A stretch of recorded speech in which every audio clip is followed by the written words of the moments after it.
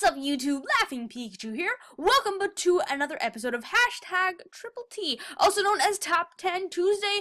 And in today's video, I'm going to be talking about the top 10 most expensive Generations cards. Now, this set is really big. Not only do we have the actual set, we also have a mini subset like the Radiant Collection 2.0 sort of thing.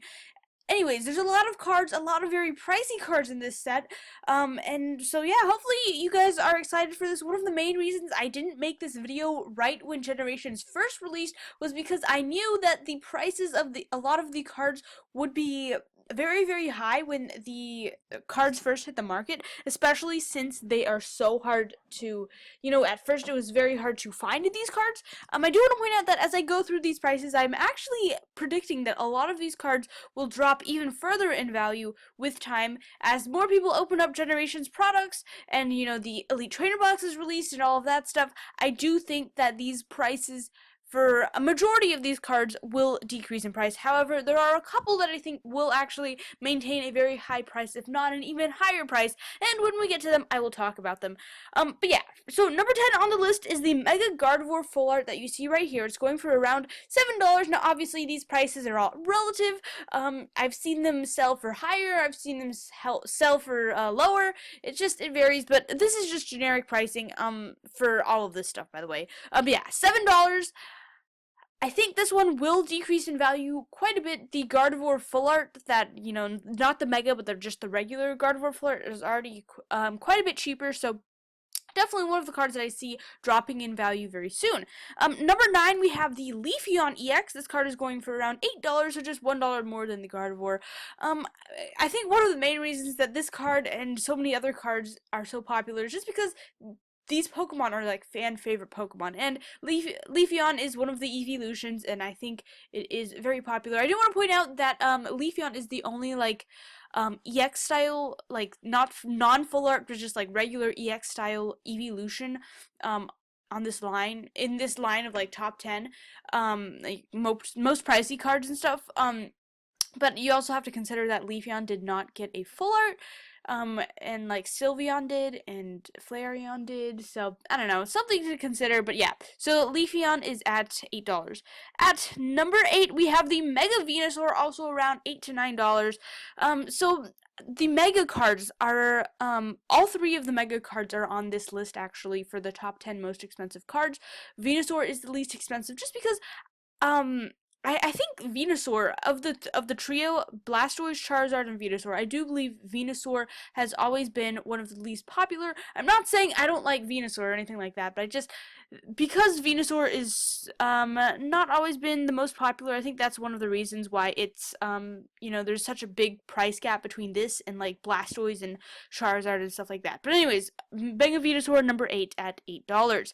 Now, at number 7, we have the Flareon Full Art, which is going for around $9, and this is another evolution. Again, evolution's very, very popular. There's a lot of evolution fans out there. There's a lot of Charizard fans out there. One thing that did surprise me was I was assuming there would be a lot of Pikachu fans, and I'm sure there are, but Pikachu Full Art actually did not make it onto the list.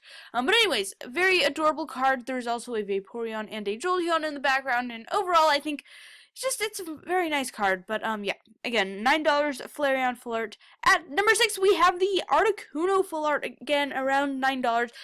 So there's two cards with texture in Generations, Articuno and Zapdos, and both of those made it onto the list. And one thing that I picked up on is the Radiant Collection cards tend to be easier to pull than the actual cards in the set.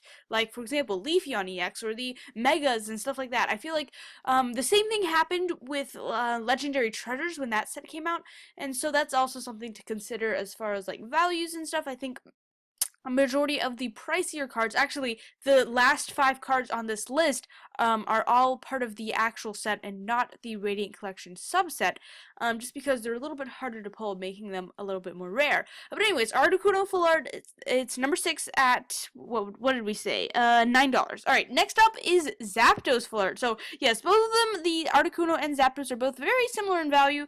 The Zapdos is a little bit more, I see it going for around $10 most of the time. Again, textured card, very nice card. I think another reason Zapdos is more expensive than Articuno is because Articuno did get a full art in Plasma Storm, and the Zapdos, this is the first time Zapdos is getting a full art, so that's another thing to consider. But anyways, still both of them pretty much the same value.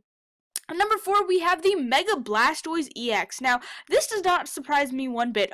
I knew that all of the Megas would probably make it to the list, and they did in fact make it to the list. But yeah, the Mega Blastoise is going for around $12 right now. Overall, I think that this price will definitely stay, if not increase, because the Mega Blastoise in X and Y base is also a very pricey card, and overall I think Blastoise is just a pretty popular Pokemon, so I think this price is a very fair price, if not even higher in the future. But yeah, Mega Blastoise, number 4. Number 3 is the Charizard EX. This card is going for around $16, and when this set first came out, I was seeing it sell for $30, $40. It was crazy.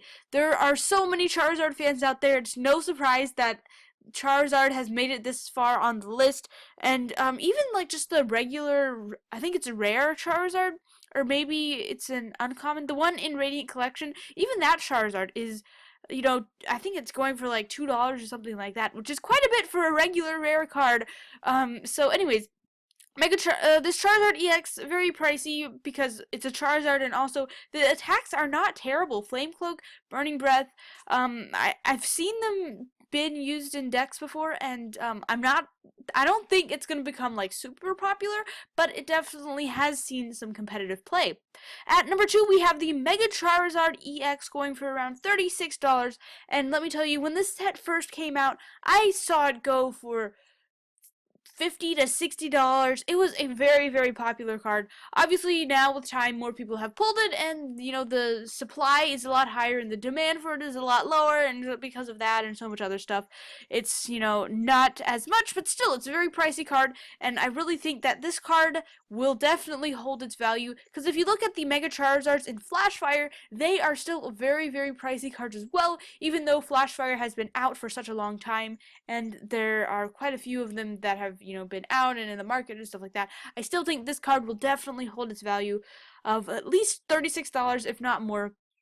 Very, very popular card. And number 1, the most expensive card from Generations is none other than Jolteon EX. Now, there are many reasons why this card is so pricey. First of all, it is very, very playable. Like, the Swift Attack, I think, is the playable one. Correct me if I'm wrong. I don't play the competitive side of things, but yeah, it's definitely a competitive card. Also, very, you know, it being a evolution makes it very popular as well. And also, just not a lot of people were pulling them, and they're actually sold out on Troll and Toad right now. I don't know how long that will last. Probably not very long. But right now, it's going for $43. And on eBay, I've seen it sell for even more. This card is very pricey. When I was on Troll and Toad looking up prices, I saw that right below this, a Jolteon Gold Star was listed at $45. So this card is $2 less than a Gold Star Jolteon. That just kind of puts this into perspective of how expensive this card is. Now, I am really seeing this card stay at this value, if not increase even more, because honestly, you know, for example, Shaman EX, still a very, very pricey card, even though Roaring Skies has been out for a very long time, and there are quite a few Shamans in the market. It's still a very pricey card, and I think Jolteon will be the same way. I don't really expect the Mega Charizard to ever become more expensive than Jolteon EX, but I guess time will tell. Anyways, that was the top 10 most expensive full arts, or not full arts, just top 10 most expensive cards from Generations. If you think that the list should be altered in any way, feel free to share your thoughts down below in the description. Thank you guys so much for watching, and I will catch you guys in the next one. Bye, guys!